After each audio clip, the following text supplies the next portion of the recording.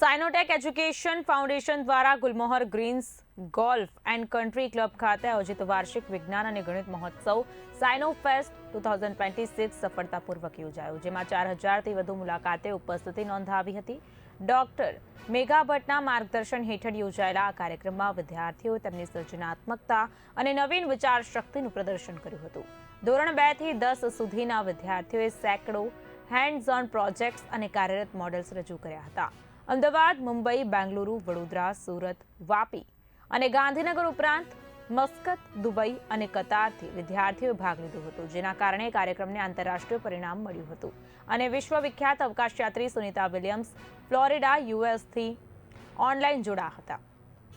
આ સાથે જ વિદ્યાર્થીઓને પ્રેરિત કર્યા હતા. આ પ્રસંગે ગુજરાત ટેકનોલોજીકલ યુનિવર્સિટીના vice chancellor doctor Rajul Gajjar, સાહિત્યકાર સૌમ્ય જોશી, રંગકર્મી જિજ્ઞા વ્યાસ સાથે જ ડોક્ટર એકતા શાહ પણ ઉપસ્થિત રહ્યા હતા. કાર્યક્રમની વિશેષતા તરીકે સરકારી અને મ્યુનિસિપલ શાળાઓના વિદ્યાર્થીઓની સક્રિય ભાગીદારી રહી હતી. ક્વિઝ પ્રદર્શન અને મંચ કાર્યક્રમો બાદ વિજેતાઓને ટ્રોફી અને પ્રમાણપત્રો એનાયત કરવામાં આવ્યા.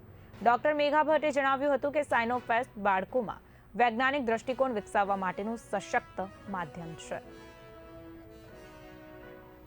સાયનોટેક અમારી સંસ્થા એક અનુભવલક્ષી શિક્ષણ ઉપર કામ કરે છે અને આપણે ધોરણ 2 થી ધોરણ 10 સુધીના વિદ્યાર્થીઓને અનુભવલક્ષી શિક્ષણ દ્વારા એ લોકોને સપોર્ટ કરીએ છીએ. એટલે આપણે શાળા પછીનો આ પ્રોગ્રામ છે. એટલે શાળા પછી બાળકો આપણે ત્યાં આવે અને ખૂબ સુંદર રીતે એક જ કોન્સેપ્ટ અલગ અલગ રીતે, એટલે કે audio visual, model making, conceptual model making, પછી field trips, experts intervention, films જોવાના, કાર્ટૂન્સ જોવાનું, આવી જુદી જુદી રીતે ભણી અને છોકરાઓ એક જ કોન્સેપ્ટ શીખે કે એ લોકોને ગળથુથીમાં એ ઉતરી જાય. આજના પ્રોગ્રામમાં લગભગ 200 સ્ટુડન્ટ સાયનોટેકના છે કે જે તમને આ તરફ દેખાય છે. અને આ બાજુ આપણે આ વખતે ઇન્ક્લુઝિવ બનાવવા માટે ખૂબ બધા સ્કૂલ્સ અને NGOs સાથે ટાઈઅપ કરેલું છે. અને એમાં મને બહુ જ આનંદ થાય છે એ કહેતા કે એમાં 5 NGOs છે, જેમાં એક મેન્ટલી ચેલેન્જડ પણ છોકરાઓ પણ એમાં પાર્ટિસિપેટ કરે છે, કે જેમાં વિજ્ઞાનના સરસ એ લોકો બનાવીને લઈ આવ્યા છે. અને બાકીના પણ માનવ સાધના, શ્વાસ, સહાય ફાઉન્ડેશન અને એવા ઓર્ગેનાઇઝેશન્સ છે, સ્કૂલો છે, 5 સ્કૂલ છે. અને એમાં એપલ ગ્લોબલ, રેડ બ્રિક્સ,